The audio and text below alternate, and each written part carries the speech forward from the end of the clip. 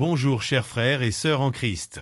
Bienvenue à tous sur notre chaîne à la recherche de la parole de Dieu. Aujourd'hui, nous avons un sujet très spécial et profond à partager avec vous. Explorons l'idée selon laquelle Dieu peut nous séparer et nous isoler pour nous transformer. Cela peut sembler un concept difficile à comprendre à première vue, mais lorsque nous examinons la vie de certains personnages bibliques, nous verrons comment Dieu a utilisé les périodes d'isolement pour provoquer des transformations majeures dans leur vie. Restez avec nous jusqu'à la fin de cette vidéo, car le chemin que nous ferons ensemble est plein d'enseignements précieux pour notre chemin de foi. Et avant de commencer, n'oubliez pas de vous abonner à la chaîne, de laisser un like et de partager cette vidéo avec vos amis et votre famille. Cela nous aide à atteindre plus de personnes avec la parole de Dieu. Commençons par l'histoire de Moïse. Moïse était un homme qui a vécu d'innombrables événements surnaturels au cours de sa vie. De sa rencontre avec Dieu au buisson ardent jusqu'à l'événement extraordinaire de la traversée de la mer Rouge, Moïse a entretenu une relation unique et intime avec le Seigneur. Dans Exode 19, nous lisons que Moïse gravit le mont Sinaï pour rencontrer Dieu.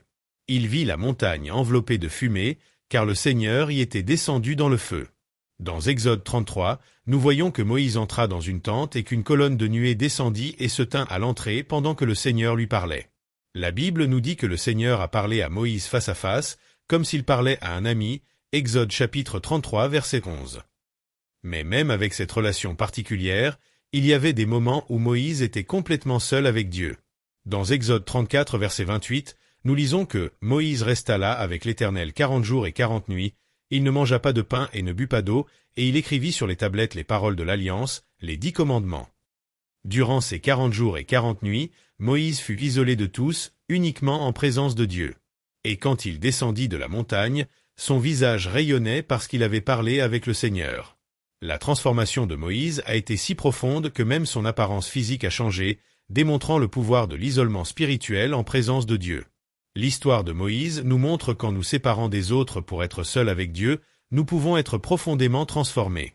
Cet isolement peut provoquer un changement interne et externe si important que même ceux qui nous entourent le remarqueront.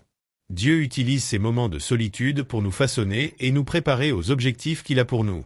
Le deuxième exemple que nous examinerons est celui de José qui a vécu un autre type d'isolement. Bien qu'il ait une famille, il en a été séparé à cause de la haine et de l'envie de ses frères. Il a été vendu comme esclave puis injustement accusé par la femme de Potiphar, ce qui a conduit à son arrestation.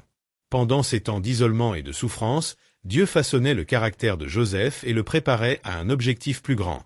Malgré toutes les adversités, Joseph a maintenu sa foi en Dieu et son intégrité. Dieu l'a béni avec sagesse et discernement, ce qui l'a finalement amené à interpréter les rêves de Pharaon.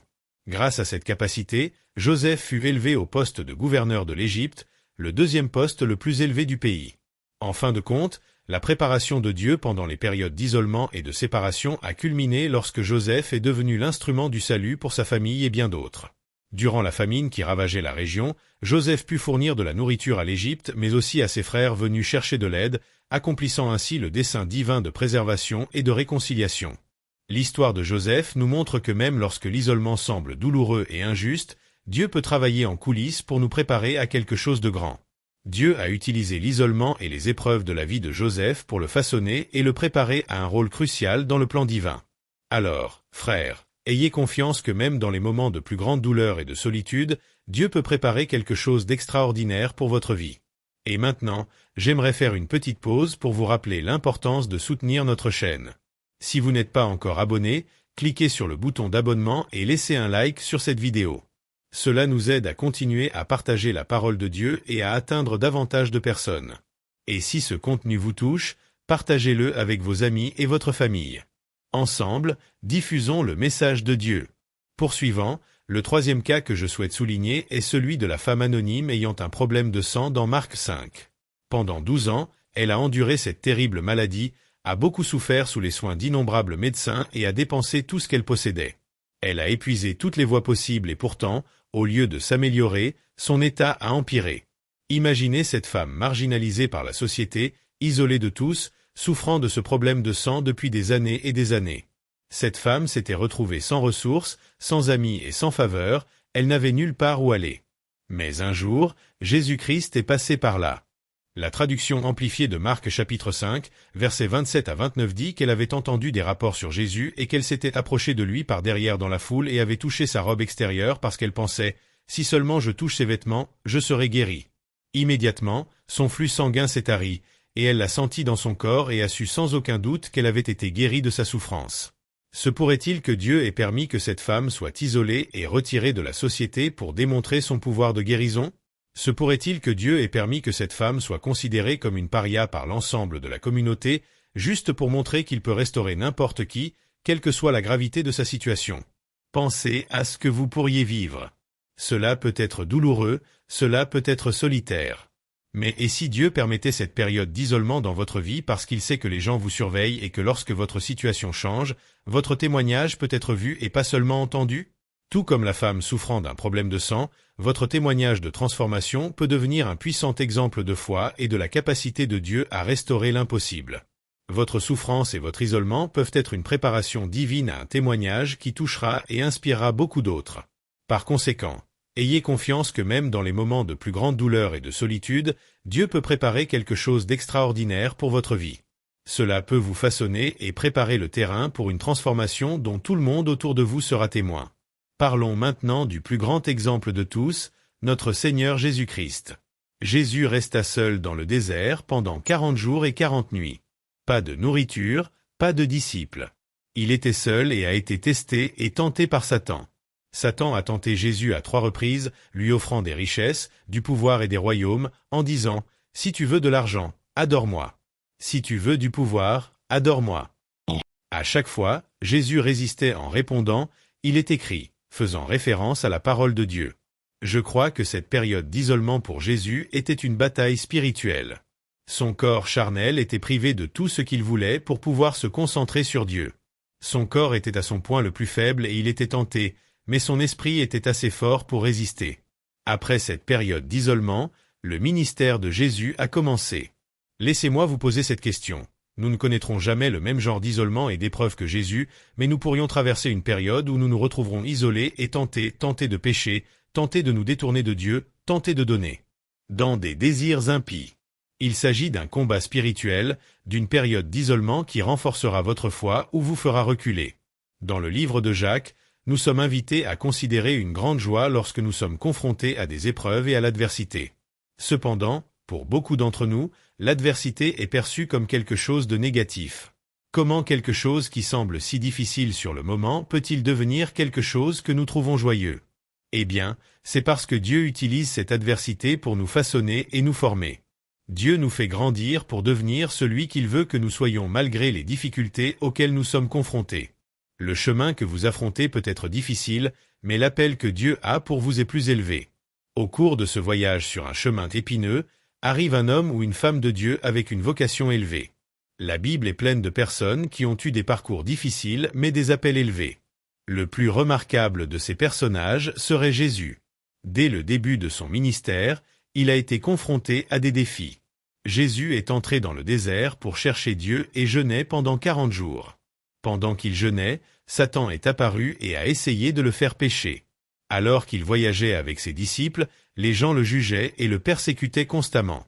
À plusieurs reprises, les chefs religieux de l'époque, les pharisiens et les sadducéens, ont tenté de le déshonorer. Jésus a été rejeté. Sa propre famille et ses autochtones l'ont rejeté. À plusieurs reprises, des gens ont tenté de lapider Jésus et même de le jeter du haut d'une falaise. Finalement, tout le monde lui a tourné le dos. Des foules de gens criaient « Crucifiez-le » au moment où il en avait le plus besoin. Alors qu'on essayait de le crucifier, ses disciples lui tournèrent le dos et s'enfuirent. Plus particulièrement, même s'il n'a jamais péché, il est devenu péché. Comme le dit Isaïe 53, il était méprisé et rejeté par les hommes, homme de douleur et familier de la souffrance. Comme quelqu'un à qui les hommes cachent leur visage, il était méprisé et nous ne l'estimions pas. Certes, il a pris sur lui nos infirmités et a porté nos douleurs. Pourtant nous le considérons blessé, frappé par Dieu et affligé. Mais il a été transpercé à cause de nos transgressions, il a été brisé à cause de nos iniquités. Jésus a été écrasé par les péchés du monde. Le jugement que nous méritons, Jésus l'a pris à notre place. Si ce n'est pas un chemin difficile, je ne sais pas ce que c'est. Cependant, Ce chemin difficile est venu avec une vocation encore plus élevée. Leur voyage ardu a permis aux pécheurs de se rapprocher de Dieu dans leur relation. En quelques secondes, dans Corinthiens chapitre 5, verset 21, il est dit « Dieu a fait que celui qui n'a connu aucun péché soit péché pour nous, afin qu'en lui nous devenions justice de Dieu. » Grâce au chemin difficile parcouru par Jésus, ceux qui, par sa grâce, lui font confiance par la foi peuvent désormais être considérés comme la justice de Dieu. Tandis que Jésus avançait sur le chemin le plus difficile, il y avait aussi des saints qui parcouraient des chemins marqués par l'épreuve et l'adversité. Paul n'a pas eu une vie facile. En fait, il a renoncé à une vie confortable pour suivre Jésus. À partir du moment où il a pris la décision de suivre Jésus, il a fait face à des difficultés inimaginables.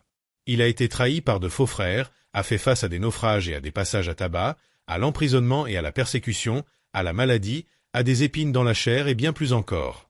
Deuxièmement, dans Corinthiens 4, verset 17, il appelle ces adversités des tribulations légères et momentanées, disant que elles produisent pour nous une gloire éternelle qui les surpasse toutes.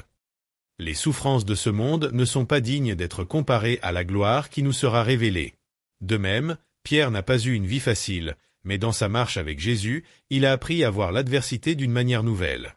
Dans 1 Pierre 1 versets 6 et 7, Pierre écrit « Vous vous réjouissez de cela, bien que maintenant, pour un petit moment, s'il le faut, vous soyez attristés par diverses épreuves, afin que la preuve de votre foi, qui est plus précieuse que l'or, qui périt, bien que éprouvé par le feu, il résulte en louange, gloire et honneur lors de la révélation de Jésus-Christ. » Comme Paul, Pierre considérait l'adversité comme une occasion de révéler la gloire de Dieu. Il comprenait que ces difficultés n'étaient que temporaires et que le bénéfice éternel était bien plus précieux que n'importe quelle souffrance passagère. Le chemin est peut-être difficile, mais la vocation est plus élevée.